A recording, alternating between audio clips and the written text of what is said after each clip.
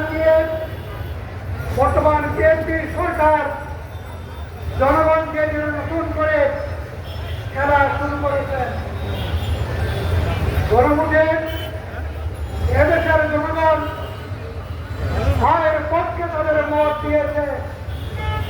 প্রায় 70% মানুষ ভাইয়ের পক্ষে ভোট দিয়ে এই গণরায়কে বাস্তবায়ন করার জন্য সরকারকে দায়িত্ব প্রদান করেছিল। কিন্তু আপনারা লক্ষ্য করেছেন ইনারা সংসদে যাওয়ার পর গণভোটকে সম্পূর্ণ অস্বীকার করলেন এবং গণভোটকে তিনারা অবৈধ বললেন। আবার অন্যদিকে বলেন জুলাই সনদ রদ করে বাস্তবায়ন করা হবে। এই জাতিকে দুই বুকা আর কত তোকেবাজি দিবেন? জাতিকে নিয়ে আর কত মস্করা করবেন? আমরা সেই বিষয়টা জানতে চাই। জুলাই কে আপনারা ধারণ করেন না?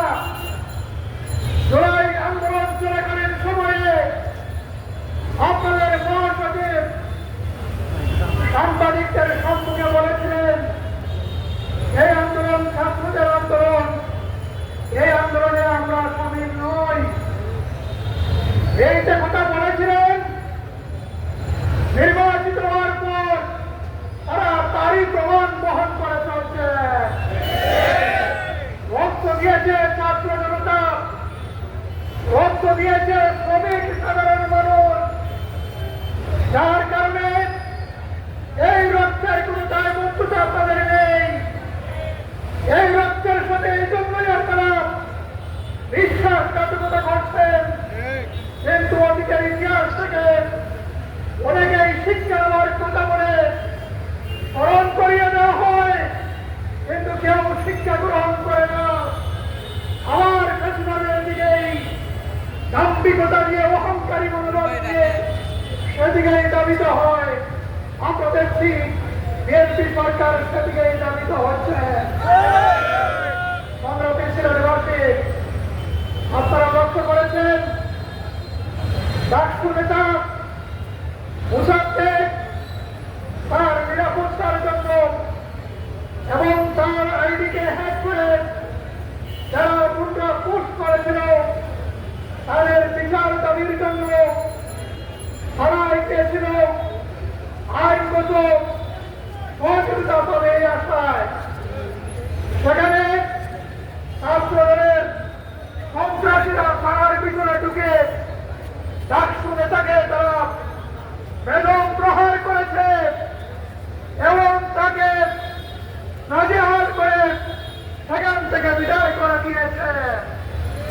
সেখানে ইতিহাস নয়, চট্টগ্রাম সিটি কলেজে আপনারা দেখেছেন সন্ত্রাসী গোষ্ঠী ওই পুরানো ফেসিবাদী কায়দায় যে কাজ ছাত্রলীগ যুবলীগ করত সেই তাড়াতাড়ি আর জিনিস নিয়ে ক্যাম্পাস গুলাকে আবার অশান্ত করার চক্রান্তে বেঁধে উঠেছেন।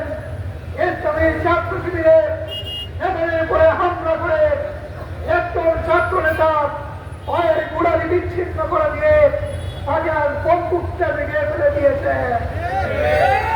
আমরা লক্ষ্য করলাম সেই সন্ত্রাসী বাহিনী নেত্রকোনায় জনগণের ভোটে নির্বাচিত একজন প্রতিনিধি সংসদ সদস্যের উপরে হামলা করেছে আর গাড়ি ভাঙচুর করেছে, তাকে অবরুদ্ধ করে রেখেছে। যে সরকার একজন সংসদ সদস্যের নিরাপত্তা দিতে পারে না, এই সরকারের ক্ষমতায় থাকার কোন অধিকার নেই। আপনারা লক্ষ্য করেছেন সংসদের মধ্যে দাঁড়িয়ে জ্বালানি মন্ত্রী বলে ইতিহাসের সর্বোচ্চ মজুত এখন আমাদের দেশে চলে রয়েছে।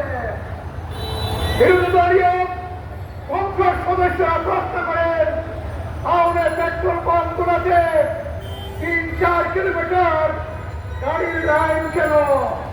মানুষ কেন সেখানে তেল কিনতে গেলে তেল পায় না, 2-3-4 ঘন্টা দাঁড়িয়ে যখন পাম্পের সম্মুখে যায় অনেক কষ্ট করে তেল শেষ হয়ে গিয়েছে, দেখার আর 3-4 ঘন্টা সময় নষ্ট হলো।